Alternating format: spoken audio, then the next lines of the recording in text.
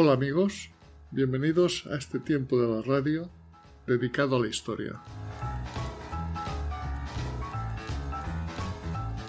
A lo largo de su historia, la masonería es una fraternidad dedicada al perfeccionamiento moral e intelectual de sus miembros, guiada por los principios de tolerancia, libertad y fraternidad.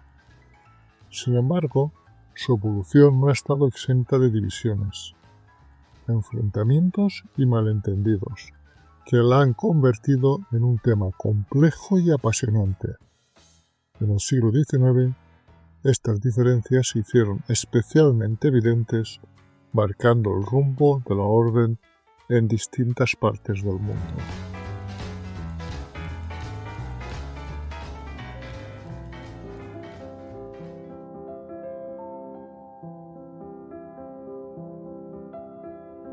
Ya a finales del siglo XVIII, la masonería empezó a dividirse en dos grandes corrientes, la anglosajona y la latina.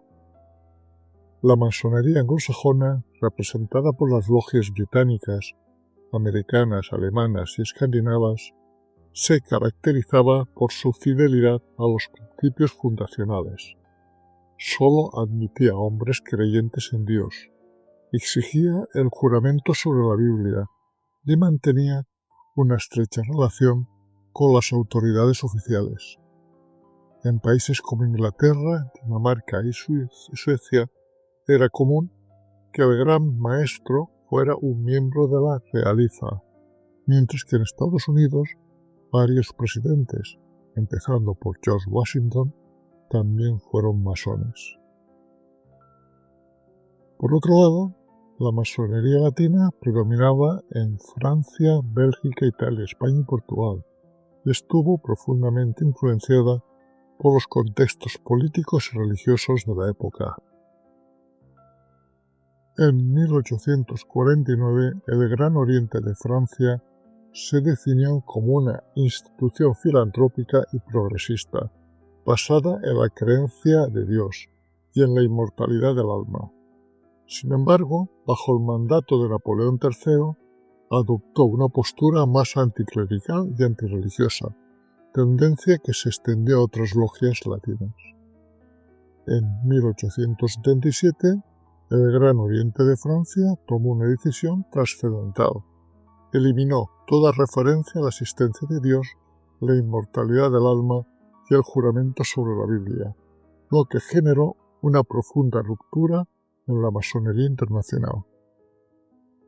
Las logias anglosajonas, encabezadas por Inglaterra y Estados Unidos, condenaron esta decisión y rompieron relaciones con el Gran Oriente de Francia, calificándolo de irregular y heterodoxo. Intentos posteriores de reconciliación fueron rechazados por la Gran Logia de Inglaterra, que reafirmó la creencia en Dios como un pilar esencial de la masonería. Además, estableció reglas estrictas.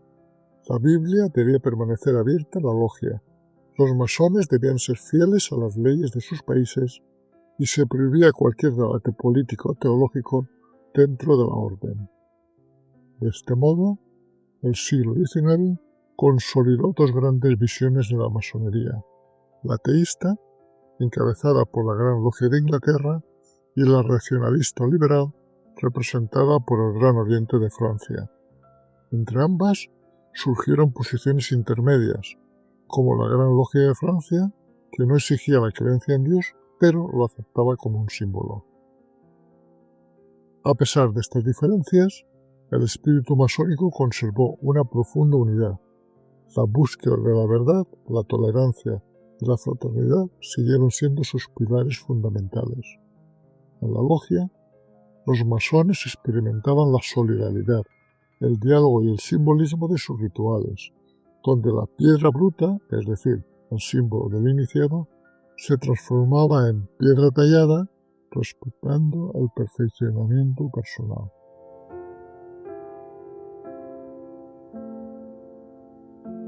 Otro punto de fricción entre ambas corrientes fue la inclusión de la mujer en la masonería.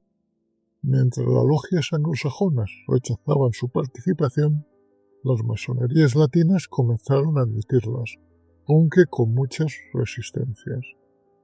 Cuando en el 1723 el pastor Anderson redactó la Constitución de la Masonería, excluyó explícitamente a las mujeres, argumentando que sólo podían ser masones los hombres libres y de buenas costumbres, reflejando la visión de su época. A finales del siglo XVIII, el Gran Oriente de Francia creó el rito de adopción o masonería de damas, que permitía la participación femenina bajo ciertas condiciones. Sin embargo, tras la Revolución Francesa, estas logias desaparecieron y no resurgieron hasta finales del siglo XIX. En 1882, la logia Los Librepensadores de Pec, en las afueras de París, admitió como un integrante más de la misma a la periodista María de Cernés, pero la polémica fue tal que 4 meses después tuvo que abandonar la logia. No fue hasta 1893 cuando, junto con el doctor George Martins, esta mujer fundó la logia El Derecho Humano, la primera obediencia masónica mixta, marcando un hito en la historia de la masonería, aunque no fue hasta bien entrado el siglo XX, allá en 1952, cuando se creó en París la Gran Logia Femenina de Francia, la primera exclusivamente para mujeres.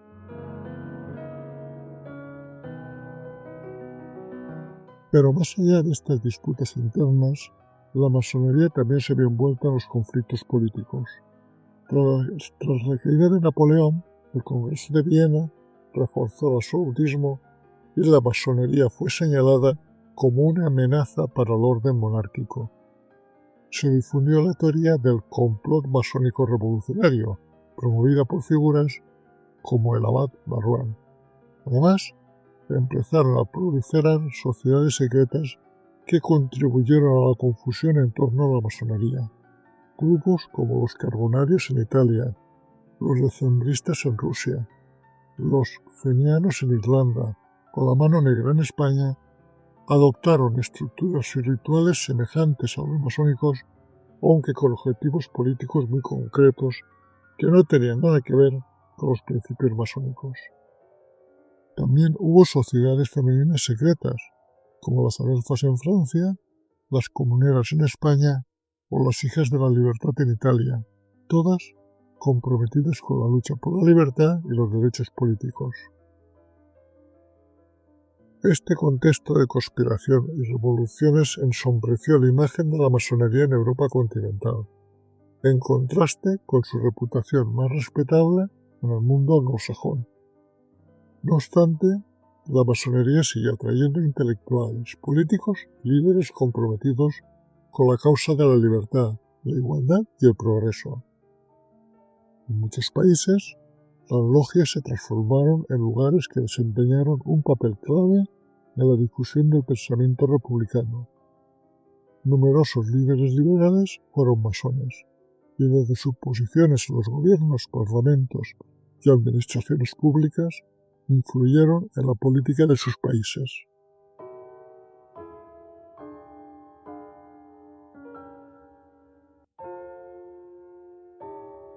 En España, la masonería fue vista como una amenaza tanto política como religiosa para el orden establecido.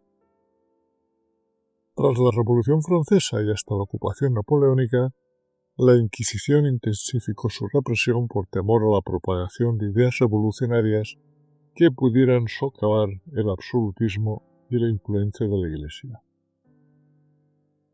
Con la llegada de las tropas francesas en 1808, España quedó dividida entre quienes veían en la ocupación una oportunidad para modernizar el país y aquellos que luchaban por restaurar la soberanía nacional. José Bonaparte, impuesto como rey en España por su hermano Napoleón, era conocido por su afinidad con la masonería. Bajo su reinado se crearon diversas logias en ciudades controladas por los franceses.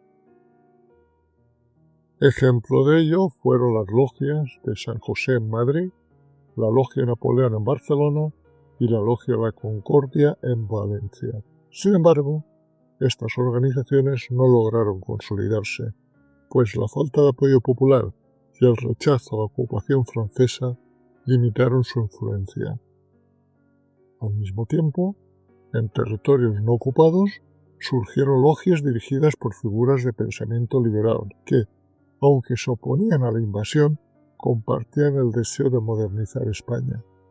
Entre ellas destacaban la Logia de los Caballeros Racionales y la Logia de la Reunión Española en Cádiz, así como la Logia de los Amigos Reunidos en La Coruña. El retorno de Fernando VII en 1814 trajo consigo una restauración del absolutismo. Una de sus primeras medidas fue restaurar la Inquisición, y al igual que otras monarquías europeas, prohibió la masonería mediante edictos que perseguían cualquier forma de sociedad secreta. Hubo que esperar hasta julio de 1834 para que la situación cambiara. Durante la regencia de María Cristina y con el liberal Francisco Martínez de la Rosa como presidente del Consejo de Ministros, la Inquisición fue finalmente abolida en España. A partir de entonces, la masonería comenzó a resurgir, aunque su crecimiento fue limitado.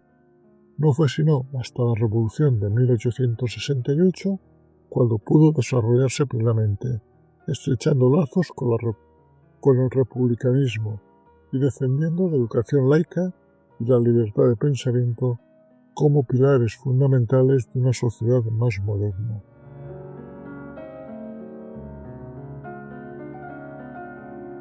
Hacia 1812, en la ciudad de Cádiz, un grupo de militares españoles, nacidos en las colonias americanas, fundaron una sociedad con un propósito claro: impulsar la independencia de América y establecer regímenes republicanos. La llamaron Sociedad Lautaro, en honor a un líder mapuche que en su momento luchó contra la ocupación española en Chile. El impulsor de esta organización fue Francisco de Miranda, militar español nacido en Venezuela, que combatió en la batalla de Penáscola en la Guerra de la Independencia de los Estados Unidos, en donde por su valor obtuvo el grado de coronel del ejército español, y que con su vasta experiencia inspiró figuras claves del movimiento independentista sudamericano, entre los que destacaban nombres como José de San Martín y Manuel Belgrano, de Argentina, así como los chilenos Ramón Freire y Bernardo O'Higgins.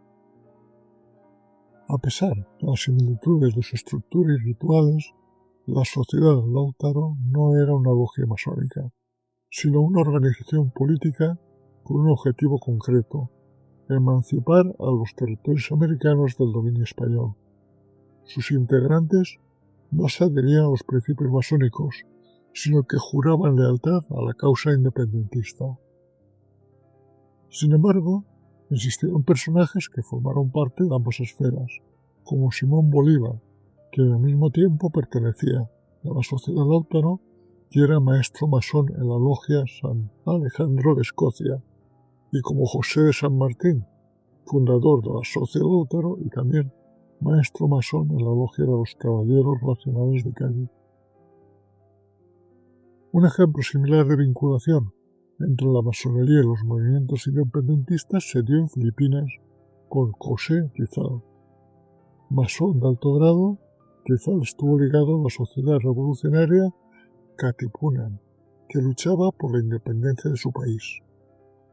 La documentación histórica confirma que se integró en la Logia Solidaridad de Madrid con solo 22 años, y allí desarrolló el corpus ideológico que influiría en la lucha independentista filipina. Su enfoque, sin embargo, se basaba en el cambio pacífico, promoviendo la ilustración y el diálogo político como vías para alcanzar la soberanía nacional.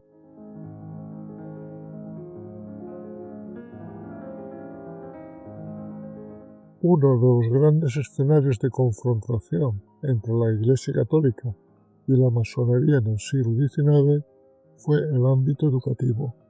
Ambas instituciones mantenían visiones opuestas sobre el acceso al conocimiento y el papel de la religión en la enseñanza, lo que llevó a un choque ideológico que marcaría el rumbo de la educación en varios países europeos. En Bélgica, el Gran Oriente belga dio un paso decisivo en 1834 con la creación de la Universidad Libre de Bruselas, una institución fundada sobre los principios de la libertad de pensamiento y la laicidad. Su objetivo era romper el monopolio de la Iglesia en la educación superior y ofrecer un espacio donde el saber no estuviera condicionado por dogmas religiosos. Con el tiempo, esta universidad se convirtió en un emblema del liberalismo y la independencia intelectual. Hoy en día sigue destacando por su apuesta por la innovación, la investigación de vanguardia y su fuerte compromiso social y político, herencia directa de sus raíces laicas.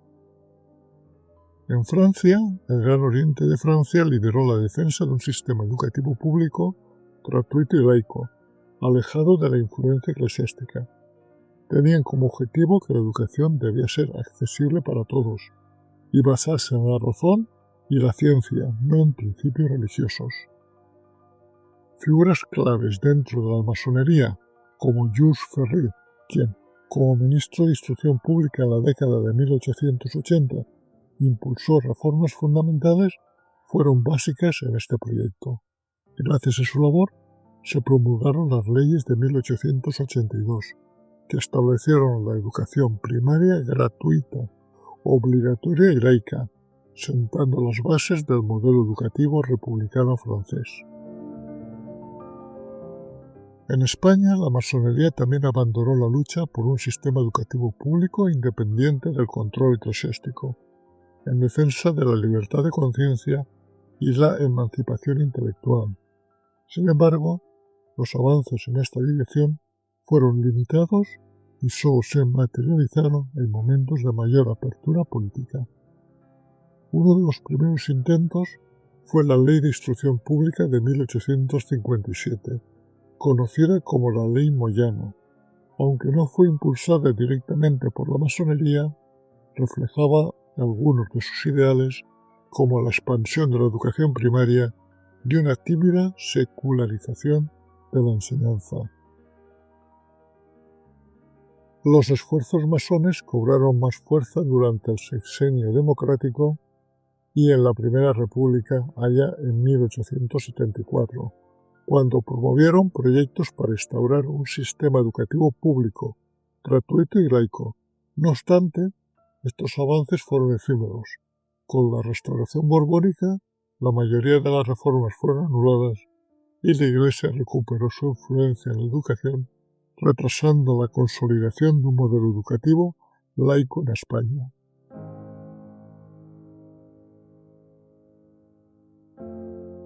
A lo largo del siglo XIX, muchas logias de la masonería latina adoptaron un fuerte anticlericalismo, enfrentándose abiertamente a la Iglesia y a la religión.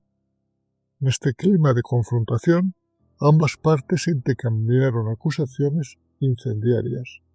La Iglesia vinculó a la masonería con el satanismo y el judaísmo, mientras que los masones retrataron a la Iglesia como un enemigo de la libertad, el progreso y la civilización. Durante los pontificados de Pío IX y León XIII, la Iglesia Católica condenó con firmeza la masonería, acusándola de conspirar contra la religión y el orden civil. León XIII, en su encíclica Humanum Genus de 1884, reforzó esta postura al denunciar que la masonería promovía ideas contrarias a la fe y tenía supuestos lazos con el satanismo. Fue en este contexto cuando emergió la figura de Léon Teixeira, un escritor francés que llevaría a cabo uno de los fraudes más audaces de finales del siglo XIX, conocido como el Affaire Teixeira.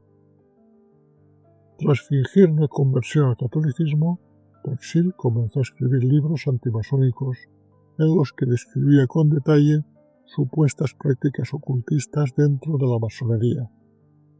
En sus relatos creó un personaje ficticio, Miss Diana Vaughan, a quien presentaba como una seguidora de un culto satánico dentro de la masonería. En 1896, la Iglesia convocó un congreso antimasónico en Trento, con el objetivo de coordinar la lucha contra la masonería, promover publicaciones que alertaran sobre sus supuestos peligros y fortalecer la defensa de la fe católica. Al evento asistieron clérigos, políticos y periodistas, pero la figura central fue sin duda León Taxil, quien, con sus relatos sobre la masonería satánica, cautivó a la audiencia. Sin embargo, un año después del Congreso, en 1897, Taxil sorprendió al mundo al confesar públicamente que todo había sido una farsa. Reveló que Miss Diana Vaughan nunca había existido y que durante 12 años había logrado engañar a la Iglesia con su elaborada mistificación. Su confesión dejó en evidencia la facilidad por la que incluso las instituciones más poderosas podían ser manipuladas por el sensacionalismo y la desinformación.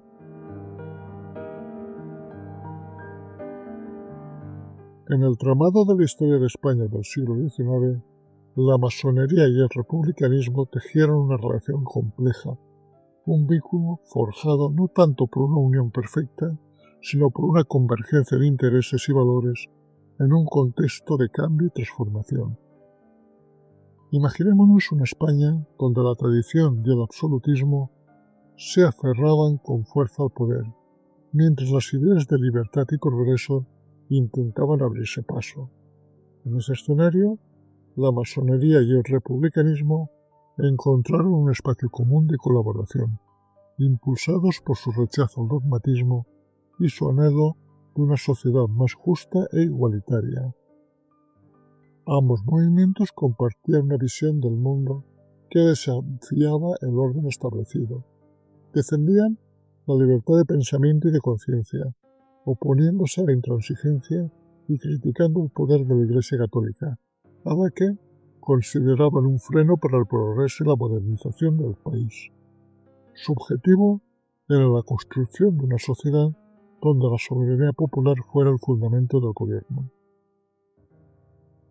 En periodos de mayor apertura política, como en el trienio liberal o el bienio progresista, masonería y republicanismo coincidieron en la defensa de las libertades y en la lucha contra el absolutismo. Pero fue con la Revolución de 1868 que llevó al destronamiento de Isabel II cuando su relación se estrechó aún más. La Constitución de 1869, que consagró las libertades públicas, allanó el cambio para el desarrollo de ambos movimientos, permitiéndoles actuar con mayor libertad. La proclamación de la Primera República en 1873 marcó un punto de inflexión en su relación. Aunque la masonería se definía como una orden iniciática y apolítica, muchos de sus miembros apoyaron activamente a la causa republicana. Sin embargo, este apoyo no estuvo exento de tensiones, pues mientras los republicanos buscaban un compromiso más firme en la lucha política, la masonería se mantenía fiel a su principio de neutralidad. Con la llegada de la Restauración borbónica en 1874, masonería y republicanismo presentaron un frente común al conservadurismo y al clericalismo. La prensa masónica y republicana se convirtió en un vehículo fundamental para la difusión de sus ideales, promoviendo la modernización del Estado. Pero esta relación no siempre fue armónica. La diversidad ideológica dentro de ambos movimientos generaba tensiones internas, y la insistencia de la masonería en mantenerse al margen de la política provocó desencuentros con los republicanos que buscaban un respaldo más activo.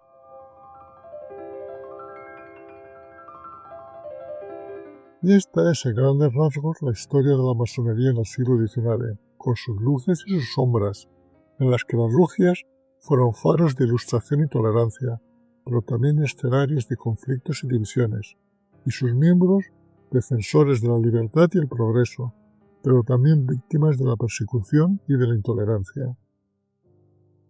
A pesar de sus contradicciones, la masonería dejó una huella imborrable. Sus ideales de libertad, igualdad y fraternidad inspiraron a generaciones de luchadores sociales y su legado sigue vivo en el siglo XXI, recordándonos la importancia de la tolerancia, el diálogo y la búsqueda de la verdad.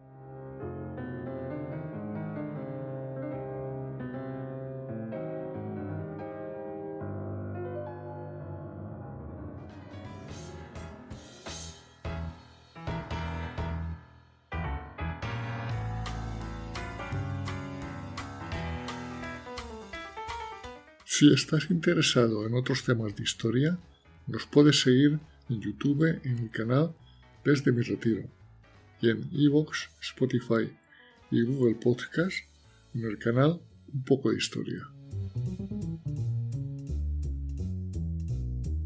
Este proyecto radiofónico, creado desde mi retiro en la España profunda, es una realización, para bien o para mal, de José Luis García, ciudadano del mundo.